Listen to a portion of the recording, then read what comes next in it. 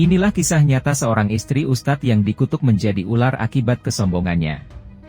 Seperti apa? Simak selengkapnya. Di sebuah desa yang tenang, hiduplah seorang ustaz bernama Ustaz Rahman. Ia dikenal sebagai sosok yang bijaksana, sederhana, dan penuh kasih. Namun, istrinya, Syarifah, memiliki sifat yang bertolak belakang dengan suaminya. Meski awalnya ia adalah wanita yang lembut dan berakhlak baik, seiring waktu, kesombongan dan keserakahan mulai menguasai hatinya. Syarifah mulai membanggakan dirinya sebagai istri seorang ustaz yang dihormati. Ia merasa lebih tinggi daripada warga desa lainnya dan mulai memperlakukan orang-orang dengan angkuh. "Aku istri seorang ustaz, sudah sepantasnya aku dihormati lebih dari siapapun," katanya kepada para perempuan di desa. Ia mulai gemar mengumpulkan harta dan perhiasan. Setiap kali ada seseorang yang datang untuk meminta bantuan dari suaminya, ia akan memandang mereka dengan jijik. "Mengapa mereka selalu datang meminta? Apa mereka tidak tahu bagaimana cara bekerja keras?" ujarnya dengan ketus. Ustaz Rahman berkali-kali menasihatinya agar tidak sombong dan tetap bersikap rendah hati. "Harta dan kehormatan itu hanya titipan, Syarifah. Jangan sampai kita tergoda oleh dunia hingga lupa akhirat," ujar sang ustaz. Namun, Syarifah tidak pernah mendengarkan. Kekayaan yang dimiliki oleh Syarifah tidak membuatnya puas. Setiap kali mendapatkan sesuatu, ia selalu menginginkan lebih. Ia mulai meminta suaminya untuk menerima lebih banyak sumbangan dari orang-orang kaya yang ingin mencari pahala. "Rahman, kau tahu, mereka memberimu sumbangan dengan ikhlas. Mengapa tidak kau terima saja semuanya? Dengan begitu, kita bisa memperbaiki rumah kita, membeli perabotan baru, dan mungkin membangun rumah yang lebih besar," desaknya. Namun, Ustaz Rahman tetap teguh pada prinsipnya. Ia hanya menerima sumbangan yang ia butuhkan untuk membangun pesantren dan membantu orang-orang miskin. Hal ini membuat Syarifah kesal. "Kau terlalu polos, Rahman. Jika kau tidak mau mengambil kesempatan ini, maka biar aku yang melakukannya," katanya dengan marah. Ia mulai mengatur sendiri keuangan rumah tangga dan diam-diam menyimpan emas serta harta dari sumbangan tanpa sepengetahuan suaminya. Suatu hari, seorang pria tua datang ke rumah mereka. Ia mengenakan pakaian lusuh dan berjalan dengan tongkat. Pria itu tampak kelelahan dan meminta sedikit air serta makanan. Namun, Syarifah menatapnya dengan jijik. "Pergilah. Kami bukan tempat untuk para pengemis," katanya dengan kasar. Pria tua itu menatapnya dengan tatapan tajam. "Aku bukan pengemis, wahai wanita sombong. Aku hanyalah seorang musafir yang ingin meminta sedikit belas kasihan. Namun, kau menolakku dengan angkuh. Ketahuilah, kesombongan dan keserakahanmu akan membawa petaka." Syarifah tertawa sinis. "Aku tidak percaya tahayul. Jangan coba-coba mengutukku, orang tua." Pria itu menghela napas dan berkata, "Aku bukan siapa-siapa, tapi aku telah melihat banyak hal di dunia ini. Jika kau tidak mengubah sikapmu, kau akan mendapatkan balasan yang setimpal." Syarifah mengabaikannya dan mengusir pria tua itu. Namun, di malam harinya, ia mengalami mimpi aneh. Dalam mimpi itu, ia melihat tubuhnya perlahan berubah menjadi seekor ular besar yang mengerikan.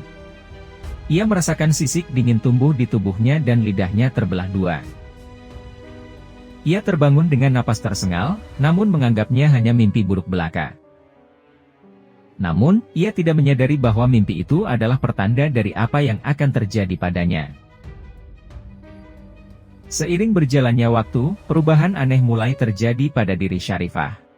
Rasa kulitnya lebih kasar, seperti memiliki sisik halus yang semakin hari semakin jelas. Ia juga mulai memiliki selera makan yang berbeda. Makanan biasa tidak lagi memuaskan nafsunya. Ia merasakan keinginan untuk memakan sesuatu yang lebih mentah. Ia mulai menjauhi suaminya dan sering mengurung diri di kamar. "Syarifah, kau baik-baik saja?" tanyanya dengan penuh kekhawatiran. Namun, Syarifah hanya menjawab dengan suara dingin, "Aku baik-baik saja. Jangan ganggu aku." Hingga suatu malam, saat Ustaz Rahman terbangun untuk sholat tahajud, ia melihat sesuatu yang mengejutkan.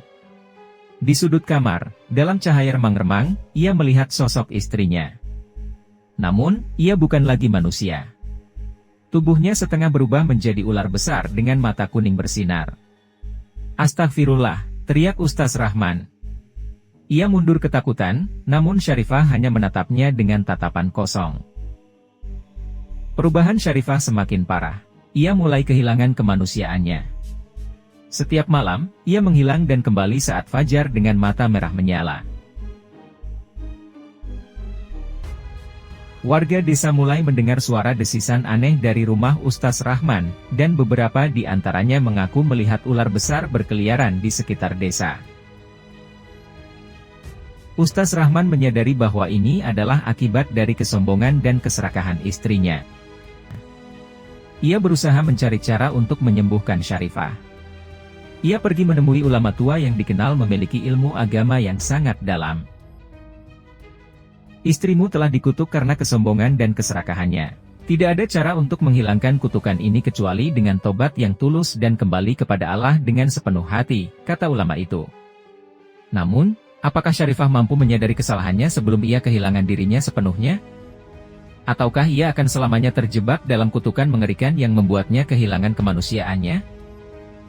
Ustaz Rahman mulai mencari berbagai cara untuk menyembuhkan Syarifah. Ia berkelana ke berbagai tempat untuk menemui ulama-ulama terkemuka. Namun, semakin lama, semakin sulit menemukan jalan keluar.